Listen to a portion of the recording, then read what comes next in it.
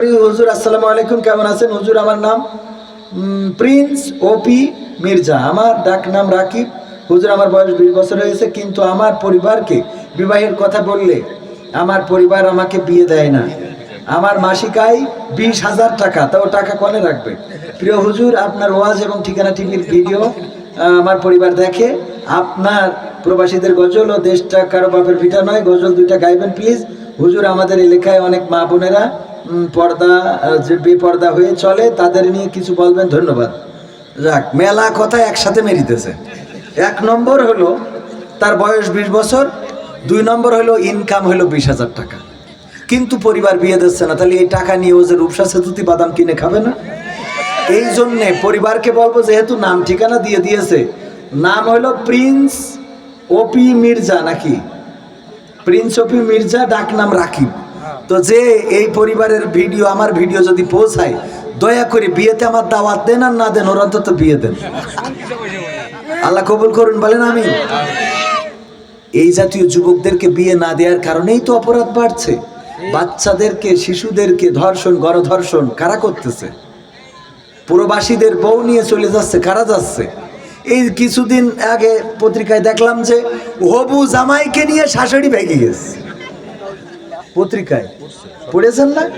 সাংবাদিকের কাছে খবর থাকার কথা, কারণ ওর টাইম মতো বিয়ে দিনি, ওর শাশুড়ি দেখেই মাথায় কাজ করছে না। নাউজুবিল্লাহ বলবেন না? ও যদি টাইম মতো বিয়ে দিত, ওর শাশুড়ি কেন, বউ দেখি ওর অসুবিধা ছিল না। কথা কয় না?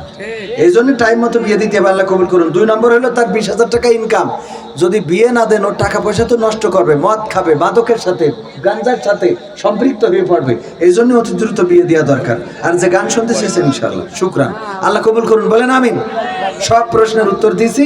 এখন এই আমার সংসদের সেই গানটা, হ্যাঁ, বাবা তোমার দরবারে সব পাগলের খেলা, হরেক রকম পাগল দিয়া মিলাইছো মেলা, হরেক রকম পাগল দিয়া মিলাইছো মেলা, বাবা তোমার দরবারে সব পাগলের খেলা, বাবা তোমার দরবারে সব পাগলের খেলা। ইস্যুর পরে ইস্যু আসে, কত ইস্যু আসে পাশে, ইস্যুর পরে ইস্যু আসে, কত ইস্যু আসে পাশে, তদন্ত করিতে গিয়ে ফুরাইছে বেলা, তদন্ত করিতে গিয়ে ফুরাইছে বেলা, বাবা তোমার দরবারে সব পাগলের খেলা, বাবা তোমার দরবারে সব পাগলের খেলা। টেলিভিশন টকশোর মাঝে কত বিজ্ঞানী টেকো আছে, টেলিভিশন টকশোর মাঝে কত বিজ্ঞানী টেকো আছে, আসলে তে ওরাই হলো শয়তানের চালা, আসলে তে ওরাই হলো শয়তানের চালা, বাবা তোমার দরবারে সব পাগলের খেলা, বাবা তোমার দরবারে সব পাগলের খেলা। আলেম ওলামা দেখলে কেহ জলে কতক লোকের দেহ,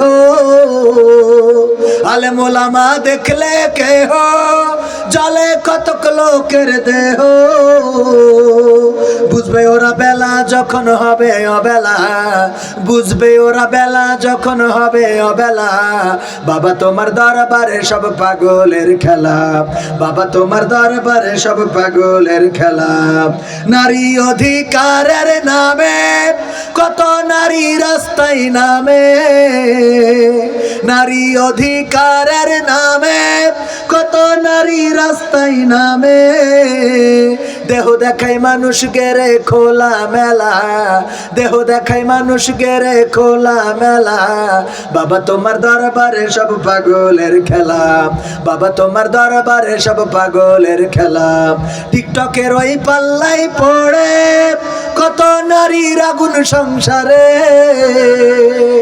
টিকটকের ওই পাল্লাই পড়ে কত নারীর আগুন সংসারে, ডিভোর্স নিয়ে কেউ বা জীবন কাটায় কেলা, ডিভোর্স নিয়ে কেউ বা জীবন কাটায় কেলা, বাবা তোমার দরবারে সব পাগলের খেলা, বাবা তোমার দরবারে সব পাগলের খেলা। ঠিক না বেঠে?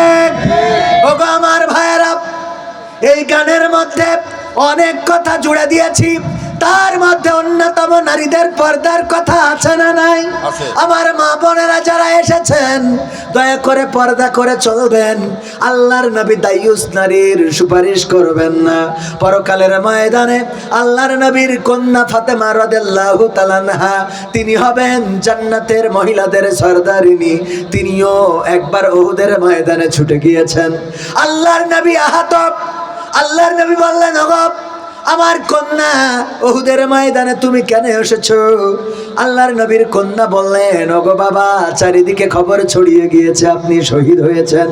এই খবর শুনে আমি কেমন করে বাড়িতে থাকবো, তাই তাড়াতাড়ি করে আপনার খবর নেওয়ার জন্য উহুদের ময়দানে এসেছি।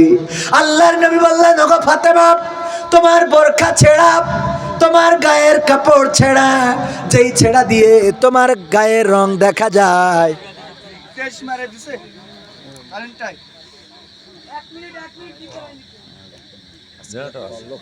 আর রাত করা ঠিক হবে না। ও বাবা, 12টা বেজে গেছে।